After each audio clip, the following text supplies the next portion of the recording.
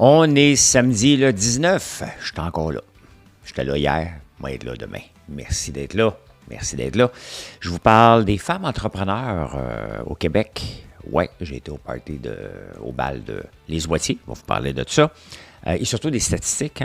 Hein. 100 000 $ par fumeur. Dommage que je n'ai pas fumé.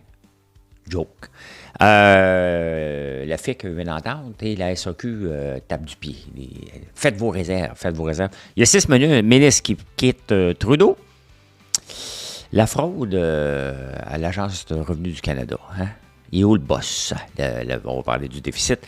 Je vous parle, ça c'est intéressant. Tout ce que je viens de dire est intéressant aussi, mais encore plus. L'effet turn of the month à la bourse. C'est quoi ça? Vous allez voir, je vais vous revenir sur le hot potato, on va regarder ça. Apple, ça va bien. Bombardier se débarrasse de ses bateaux. Netflix va bien, c'est payant de ne pas partager. Quoi d'autre? J'ai des nouvelles de Gwyneth. Le show. On a un show. J'ai des nouvelles de Gwyneth.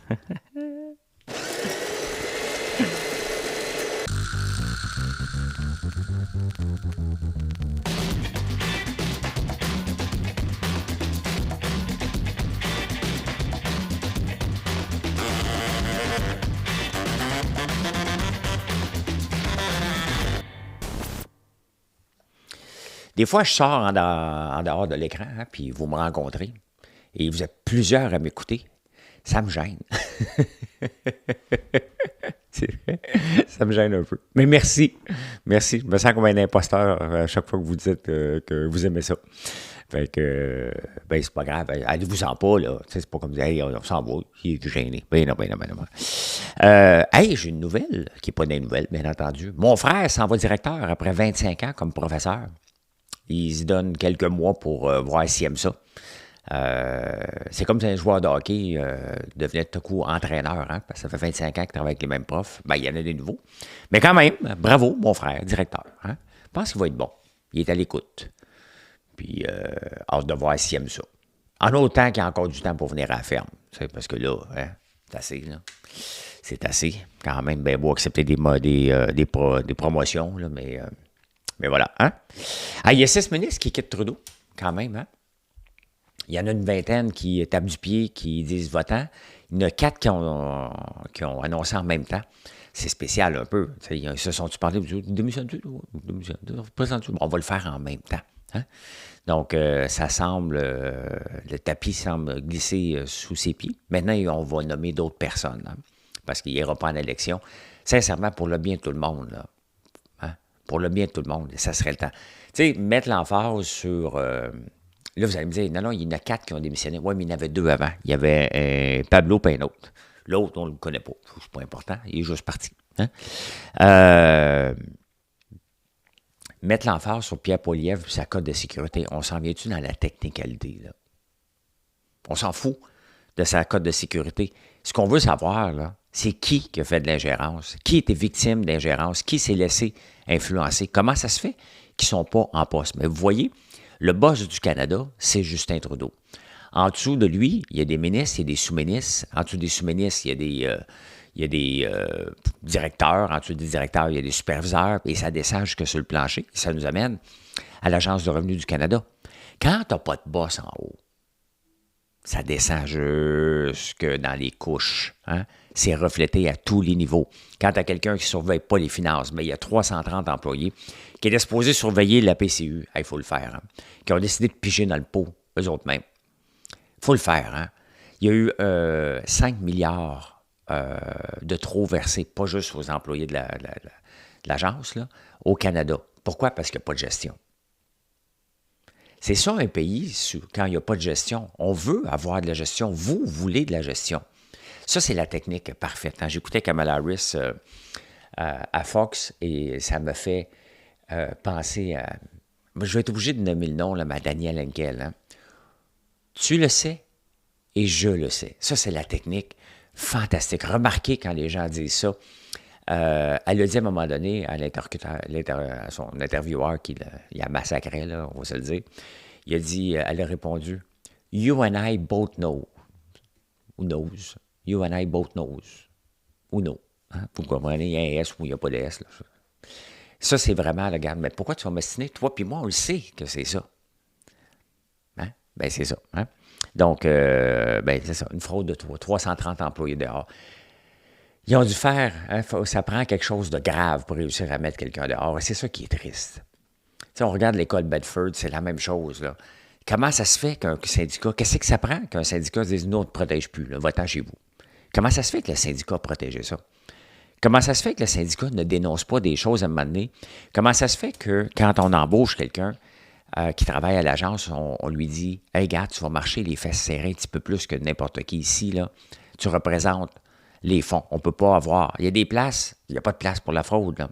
Mais s'il y a bien une place qui n'est pas supposée en avoir, c'est ceux qui surveillent ceux qui fraudent. »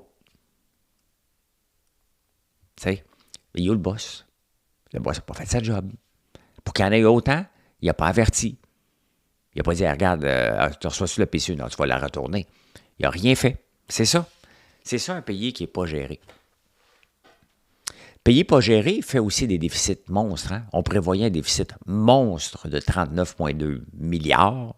Bien, ça va être 46,4 milliards. 46,4 milliards. C'est énorme au fédéral, sans compter que Gignac, je pense tout le temps à mon ami Gignac, il m'écoute pas tout le temps, mais son ami Mathieu Vaillancourt m'écoute. Salut Mathieu. Tu diras salut Éric. Donc, Girard, ben c'est la même chose, on va avoir un déficit au-dessus de 10 milliards. Tu sais, à un moment donné, il faut le payer. On fait partie des pays les plus endettés dans le monde. À part les pays sur le bord de la faillite ou carrément en faillite dans certains pays d'Afrique, là. Mais à un moment donné, il va falloir prendre le taureau par les cornes. On s'en fout qui va être là le prochain. Que ce soit libéral, conservateur. Ça va être probablement conservateur, là. Mais à un moment donné, il va falloir gérer le pays. Et ça, les gens n'aiment pas ça. On veut ça, mais on n'aime pas ça parce qu'on n'a pas de bonbons. Si tu envoies des petits bonbons, hein? Si tu envoies des petits bonbons, s'il vous plaît. Non, pas de bonbons, les bonbons, on va aller voir l'autre, les bonbons. C'est à peu près ça. C'est à peu près ça. Hein? Hey, on n'a pas le droit de voter. On est le 51e État des États-Unis, hein, nous autres, hein, mais on n'a pas le droit de vote. Mais si on avait le droit de vote, on voterait à 60% pour Kamala Harris. Moi, je ne comprends pas trop. Là. À un moment donné, ça m'a pris du temps à comprendre la gauche puis la droite. Là, maintenant, j'en parle parce que hein, j'étale mon talent. Je connais ça maintenant, la gauche puis la droite. Mais quand tu étais jeune, tu votais PQ ou libéral. Mais maintenant, je connais la gauche et la droite, donc je lis la presse. Je lis donc je suis. Mais les républicains démocrates, je peux me mélanger assez régulièrement. Ça a l'air qu'on est démocrate ici. C'est ici que vous allez l'apprendre. Moi, elle ne savait pas qu'on était démocrate. Donc, on voterait pas pour Kamala Harris, pour les démocrates. Mais on aime, Trump est plus populaire au Canada qu'aux États-Unis. Il faut le faire. Hein?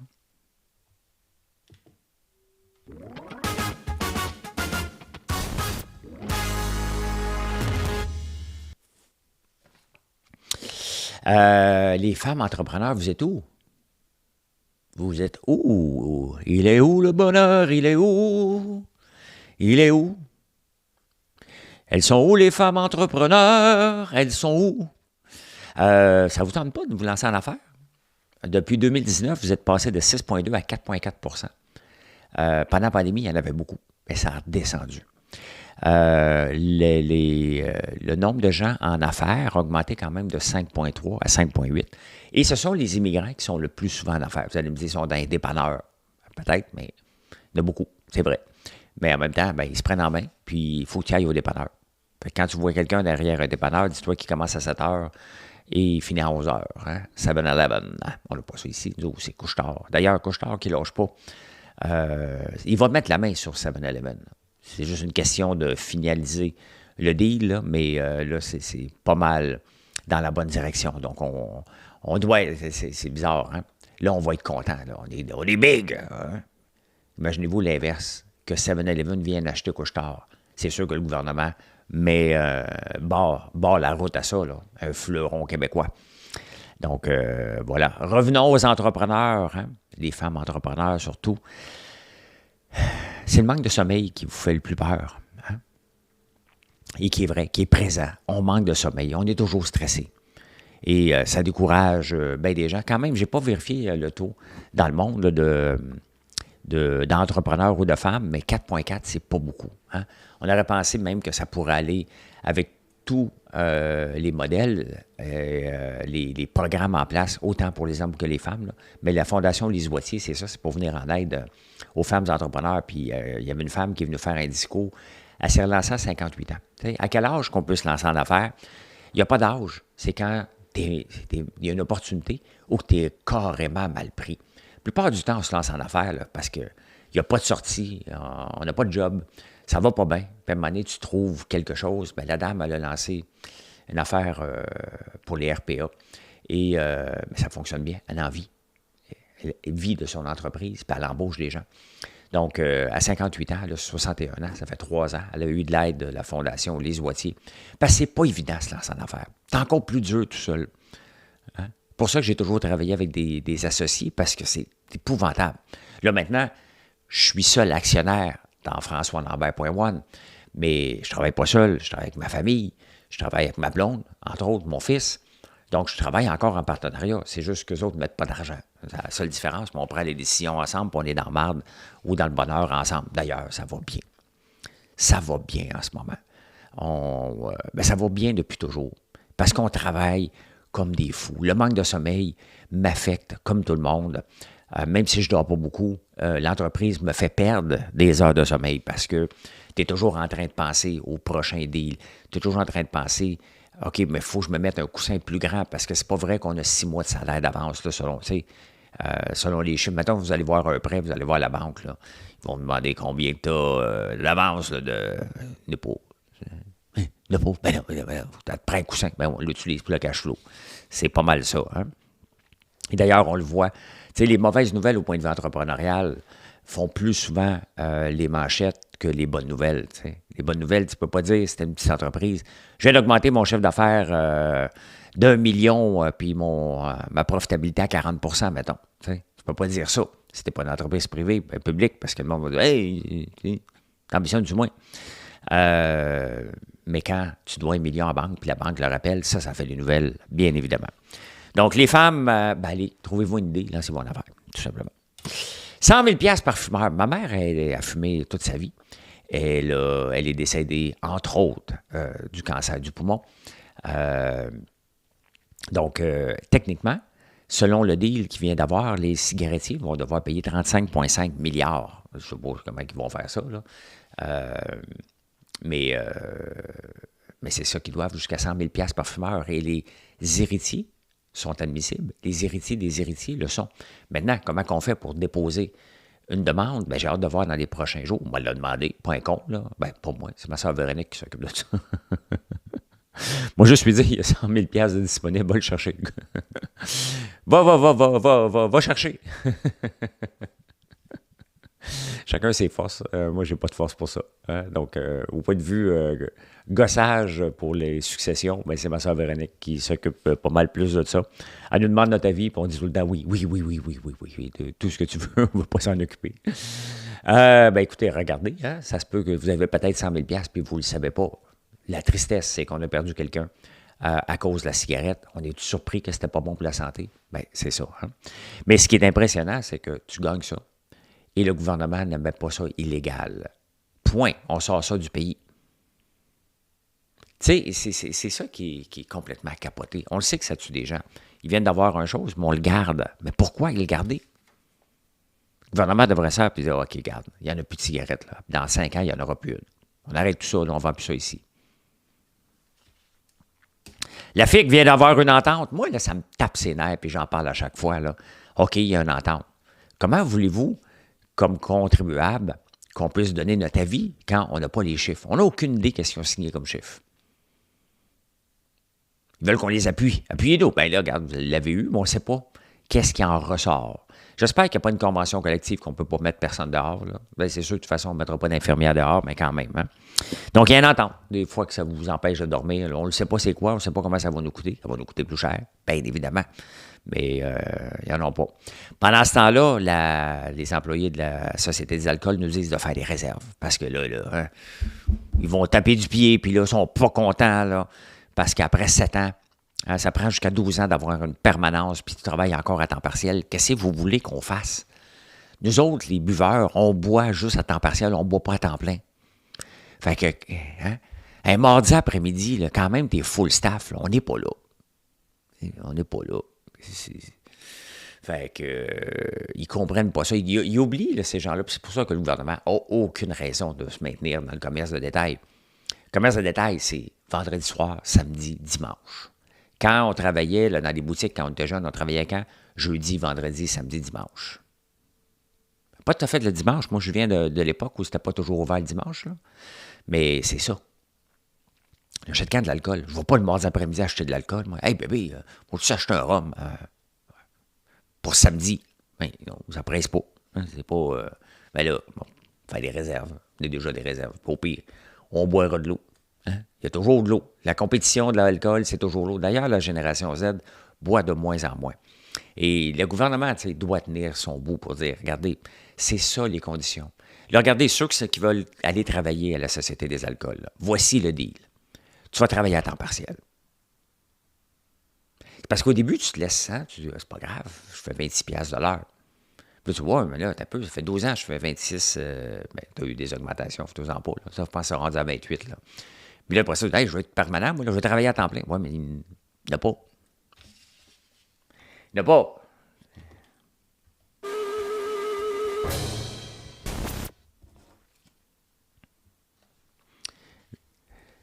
Pourquoi les syndicats se battent avec ça? Ça me fait capoter. Capoter. Ah ben, quand je parle de cigarettes, justement, ben on s'en va. On s'en vient ici. Beaucoup de choses à vous montrer aujourd'hui. Bien, la cigarette la moins nocive. On est le 19 octobre 1979. Bien, ils ont fait des tests sur une centaine, 102 marques de cigarettes qu'on avait, étudiées par le ministère, et c'est la Viscount Extra Douce numéro 1, format régulier, bout-filtre, qui contient le moins de goudron, de nicotine et de monoxyde de carbone. Elle est suivie par les marques de Médaillon, Craveney, Peter Jackson, Gitane, Matinée. Parmi les cigarettes à haute teneur, on trouve les Dudes, de Martin, Export, Sportsman, Players, Black Cat, British Consul. On le sait depuis toujours que c'est plein de cochonneries là-dedans. On le sait que ça remplit les hôpitaux. Hein? On le sait tout ça. Puis on continue. Continue. Hey, je m'en vais en finance, vous allez aimer ça.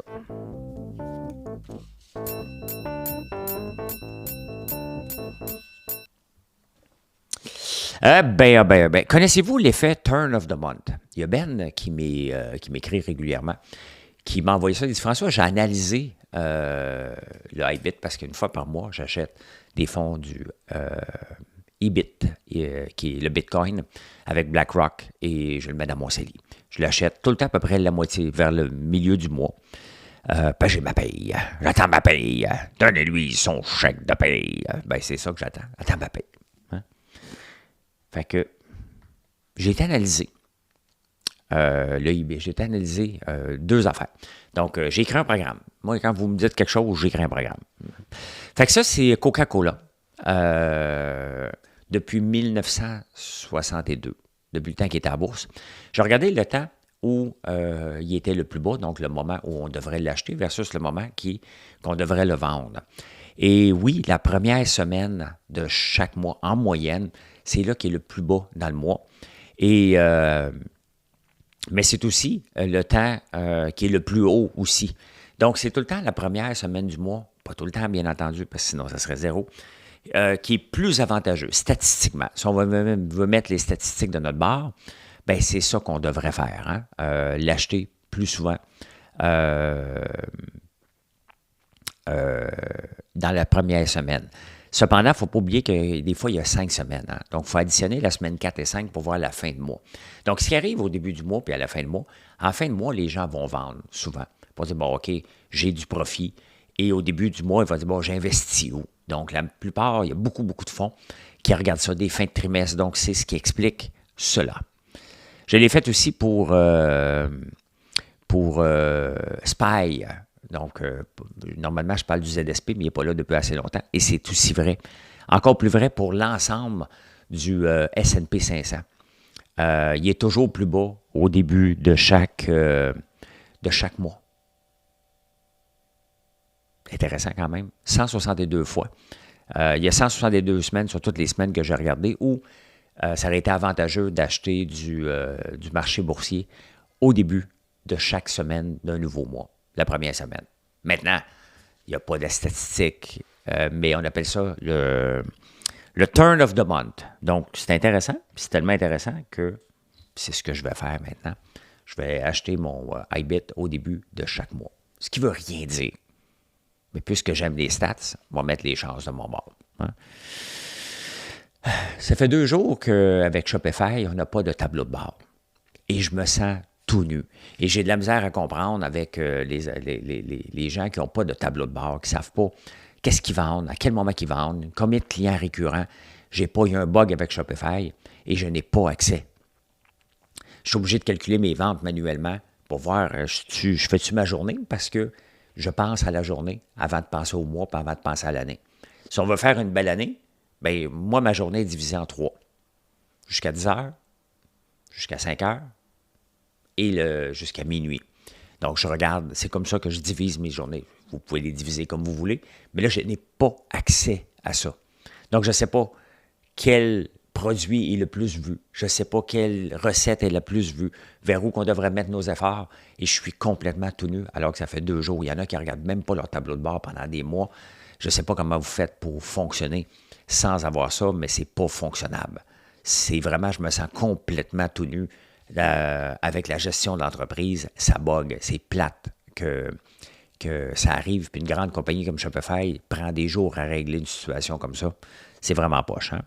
Hey, on va aller voir le titre d'Apple. Parce que j'en ai pas parlé depuis longtemps. Hein? Ben, tout ça. Faut être égaux. Je suis woke dans mes titres. Hein? Et non, je vous parle d'Apple parce que ça va bien en Chine. Et les ventes en Chine sont... Tu sais, autant que les Louis Vuitton ont mangé une volée, puis toute la vente de luxe va pas bien en Chine, mais Apple vend 20% de plus de téléphones que l'ancien téléphone en Chine. Donc, le mot se passe que c'est un bon téléphone, iPhone 16, ils le veulent. Donc, bien, regardez l'action hein, qui prend quand même 2%. C'est quand même 2%, c'est énorme là, pour un titre comme Apple qui vaut quand même 3,53 trilliards. Il n'y a pas de compagnie encore qui valent 4 trilliards. Là. Ça va sûrement se passer en 2025. Là. Mais Apple va bien. Netflix aussi. Netflix a rapporté des chiffres pas mal mieux que prévu. Donc, une petite augmentation de 6,5%. Ceux qui ont Netflix capotent. Vous allez passer un beau week-end. Pourquoi? Ben, c'est le partage. Le partage des mots de passe que Netflix a mis la hache là-dedans, donc les gens se sont abonnés sans chialer. Il y a aussi, ça prend des bons films, puis il y a des bonnes séries dernièrement sur Netflix. Donc Netflix est encore le favori de toutes les gangs de streaming et il augmente les prix. Là, le danger, c'est jusqu'à quel moment. Il ne faut pas trop augmenter les prix, mais là, regardez, c'est-tu un all-time high, ça? C'est-tu un all-time high? Écoute, les earnings per share, 5,40 versus 3,73 l'année passée. Donc, attendez-vous maintenant que la plupart des partages, quand on voit ça comme ça, que la plupart des mots de passe partagés va prendre la débarque. Ils ont été un précurseur, le monde avait peur. Puis, mais c'est ça. Regardez encore, je vais vous remontrer. Regardez quand même, il y a des... C'est toujours cyclique, hein? Si vous aviez investi en décembre 2021, il valait 703$, il est descendu jusqu'à... Mais quel débarque, hein? Quand on regarde ça, là, une débarque jusqu'à 146 de 703, il a tout récupéré. Ça va avoir pris 3 ans à récupérer, quand même, hein? Mais c'est toute une débarque solide, hein? Dans les journaux, on parle souvent on parle beaucoup des bonbons sucrés, des jujubes. Hein? Et il y a 2 compagnies québécoises, Sugar Daddy et entre autres Kanju, et qui font des jujubes, puis Sugar Daddy a des commerces. Les augmentations dans ce créneau-là, hein, ça va bien. 16% d'augmentation dans les confiseries de type jujube et barbe à papa. Je le vois, on vend quand même beaucoup de barbe à papa depuis 5 ans. D'ailleurs, Sugar Daddy, je ne suis pas là. Et il parle que la barbe à papa est souvent achetée par des adultes. Je le sais. Puis là, je vais les contacter. Hein? C'est ça aussi, les journaux. C'est pas juste pour comprendre, c'est aussi pour regarder les opportunités qui se présentent, qui peuvent se présenter. On va contacter Sugar Daddies pour essayer de vendre notre barbe à papa à l'érable parce qu'on est unique. Hein? C'est bien beau la barbe à papa rose, là, mais quand tu n'as jamais goûté la barbe à papa à l'érable, tu ne peux pas revenir en arrière. Hein? Je vous le dis tout de suite. Je vous le dis tout de suite. Hey, BRP qui va abandonner les bateaux. Hein? Skidoo, ils avaient lancé dans le vélo électrique, ils ont abandonné ça. Et on peut voir, à un moment donné, c'est ce qui est le fun, quand même une grande entreprise qui a la flexibilité puis est capable de prendre des décisions. De dire non, on laisse tomber ça. C'est plus leur corps. La seule chose, c'est leur core business, leur corps. Hein? Maudit anglophone. Donc, leur core business, c'est les Sea-Doo puis les Skidoo. Ils reviennent que là-dessus. Pourquoi? Parce que le marché devient de plus en plus difficile. Donc, ils doivent... la Russie leur a fait mal. Là. Ils en vendaient des skidoo en Russie. Là. Donc, puis les hivers ici sont... Quand est-ce qu'on sort les skidoo? Pas souvent, pas l'hiver passant en tout cas. Donc, c'est parfait. Moi, j'aime ça voir une entreprise qui prend des décisions puis dit, regarde, on laisse tomber puis on se recentre sur nos affaires. C'est ça. Et c'est pour ça que Skidoo est là depuis combien d'années? Hein?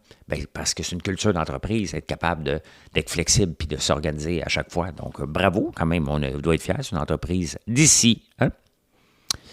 Devrait-on sortir du marché US pour le Canada? On parle de ça dans les journaux de plus en plus. C'est vrai que le marché américain a bien été. Est-ce qu'il va trop bien? Bien, selon Hot Potato, ça, je suis ici, il ne faut pas faire de gaffe debout. J'ai été le faire en date du 18 octobre. Et en date du 18 octobre, par rapport à l'année passée, le marché canadien nous donne une progression de 23,88. C'était 24 il y a 2 semaines. Donc, c'est quand même très bon, du 23 il ne faut pas chialer. Mais regardez, le S&P 500 qui continue sa montée nous donne du 37,6 Le marché international, ZEA, 5,78 et les obligations à 4,41. Donc, on peut le voir encore selon la stratégie Hot Potato. Mais tu sais, là, il y en a qui, s'ils lisent ça, ils pourraient dire, hey, mais non, mais je vais aller du côté canadien. S'il est pour dépasser, bien, autant le 37 ne fait pas de sens, autant le 23 ne fait pas de sens. C'est une maudite belle année. C'est le fun de regarder nos états financiers. Vraiment, vraiment le fun. Mais il reste que si on utilise le Hot Potato, au lieu d'avoir du 10 annuellement, basé sur le passé, bien entendu, on est capable d'aller chercher du 18 en attendant que le prochain soit là. Mais regardez, si on avait un portefeuille diversifié, là, le rendement qu'on a, ben on aurait eu, mettons, sur 1000 $, 230 $ avec le marché, l'autre 360. Donc, vous pouvez voir, hein, être diversifié n'est pas toujours bon. Mieux d'attendre au bon moment. Donc, intéressant. Intéressant. Est-ce que le marché canadien va bien aller? Bien, on veut ça. C'est des mines. Si le marché canadien va bien, c'est de l'emploi. Et c'est des ressources. Donc, c'est ça. C'est des banques et des ressources au Canada. Donc, en ayant un portefeuille diversifié, ce que j'ai, et j'adore l'équipe derrière mon portefeuille parce que j'ai des titres défensifs quand ça va super bien. Je profite parce que ça va bien moi aussi, je suis dans la techno. Puis quand ça va mal, les titres défensifs prennent le relais. Coca-Cola, qui est géré par moi, celui-là, en fait partie des titres défensifs. Quand ça monte à la planche, lui, il redescend. Je trouve ça plate, là. J'aimerais ça que tout le monde. Mais quand le reste va mal, lui, il est là. Donc, très, très, très intéressant. Est-ce qu'on sort du marché US pour aller vers le Canada? Ça, vous faites toujours ce que vous voulez. Moi, je regarde le Hot Potato que je vais appliquer quand ça va être le temps de le faire. Un autre graphique. L'inflation est sous contrôle. Mais une maudite chance qu'on achète du linge pas cher. Parce que regardez l'indice du linge sur le clothing. Consumer Price Index. Donc, depuis 1995, ça coûte en dollars constants moins cher aujourd'hui s'habiller qu'en 1995. Pendant ce temps-là, tous les autres items ont monté de 160 %. Quand même, hein? Donc, tout ce qui n'est pas du linge, bon, la mode jetable, oui, hein? L'inflation la baisse de l'inflation qui est dû beaucoup au linge, sinon on serait dans la marde royale avec l'inflation, ben ça vient avec la pollution. Hein. L'industrie du linge, il y en a beaucoup, on jette beaucoup. Moi, honnêtement, j'en ai pas beaucoup de linge et j'en jette pas beaucoup.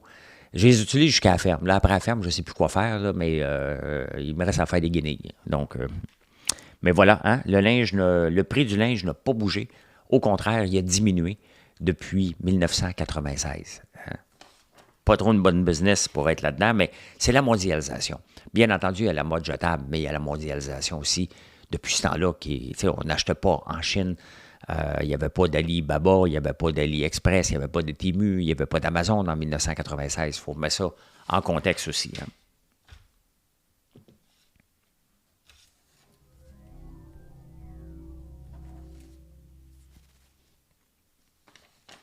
Le Ozempic qui est bonne pour tout, mais le Ozempic, en plus d'être bonne pour le diabète, bien entendu, le poids, on a trouvé qu'il y avait des... puis Mounjaro, la même chose. Là, les deux là, qui ont le GLP-1. Là. Pour le cœur, ben là, c'est bon pour l'alcoolisme. 50 les gens qui prennent de l'Ozempic ou Mounjaro, qui est alcoolique, 50 d'entre eux ne le sont plus ou sont en voie de ne plus l'être. Donc, ça donne moins le goût de boire. Fantastique. Et sincèrement, là, parmi les grandes découvertes des années 2020, là, on va se le dire, l'Ozempic et Mounjaro, cette molécule-là, fait partie des grandes découvertes qui ont trouvé, autant que le Viagra a fait partie aussi d'une grande découverte. Hein? Pas rendu là encore. Je sais pas, hein, à quel âge, c'est quoi la moyenne des gens? François, c'est beaucoup, beaucoup d'informations. Je le sais. Je le sais, qu'est-ce que vous voulez que je vous dise? Là, je suis jaloux. Avez-vous remarqué dernièrement que beaucoup de films, on a vu dans le passé beaucoup de films d'hommes âgés avec des jeunes dames. Dernièrement, j'ai écouté un film sur Netflix avec, je pense, c'est Meryl Streep. J'oublie le nom de Double Trouble. Je sais pas trop quoi. Je vais essayer de le retrouver pour vous trouver le titre. Mais le film d'abord, je l'ai écouté. Un film de filles. Mais là, regardez, c'est qui embrasse? Gwyneth Paltrow. Elle embrasse qui? Le girl crush de sa fille, hein, qui est un acteur. Elle tourne dans un film basé sur une histoire d'un joueur de tennis. Et, je sais pas, il embrasse Gwyneth. C'est le gars. Imagine-toi ta fille, elle a 20 ans, sa fille qui s'appelle Apple. Et elle tripe sur ce gars-là, puis elle voit sa mère l'embrasser dans un film. C'est weird un peu. Mais c'est une actrice. C'est le fun d'être un acteur ou une actrice. Tu peux embrasser des gens sans te faire dire que tu te trompes. Mais il doit y avoir de la jalousie quand même, un petit peu là-dedans. Là, quand même. Il faut que le couple soit fort. Là, votre cerveau, comment qu'on l'entraîne, votre cerveau? Vous voulez avoir un cerveau plus jeune? Je pense que je vais m'y mettre sérieusement à jouer à des jeux. Je ne joue à aucun jeu, moi. Mais là, je viens d'apprendre que, en moyenne, si tu joues 150 minutes par semaine, à toutes les semaines d'un vidéo game, ton cerveau va être 13,7 ans plus jeune que quelqu'un qui ne joue pas à ça. Bon, est-ce qu'on joue à autre chose? Parce que des fois, on dit, hey, l'exercice physique, c'est vrai que l'exercice physique est bon pour le cerveau aussi. Mais pour aider à la mémoire, c'est de jouer à des jeux vidéo. Mission accomplished. Ben voilà. Passez un excellent samedi. Venez nous voir, françoislambert.one. Et qu'est-ce que je dirais bien d'autre? Rien, c'est fini. Bye, bonne journée.